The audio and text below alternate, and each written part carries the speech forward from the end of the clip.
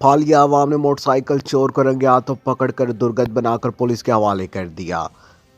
मिर्जा कैसर फारूक की तफसीलात के मुताबिक फालिया शहर गुज़िश्ता 2 माह से जायद की बुनियाद पर मोटरसाइकिल चोरी हो रहे हैं। हत्ता कि एक दिन में 2 से 3 मोटरसाइकिल चोरी होना मामूली बात है, लेकिन थाना फालिया पुलिस किसी भी मोटरसाइकिल चोर को पकड़ने में बिल्कुल नाकाम हो चुकी है।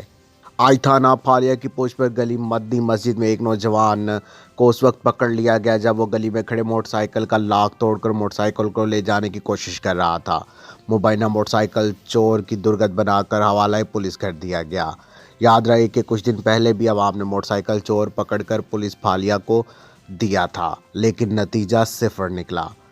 अवामी हलकों का कहना है कि जब पुलिस चोरों को नहीं पकड़ेगी तो आवाम ही चोरों को पकड़कर पुलिस के हवाले करेगी, जिसका कोई ख़तरनाक नतीजा भी निकल सकता है।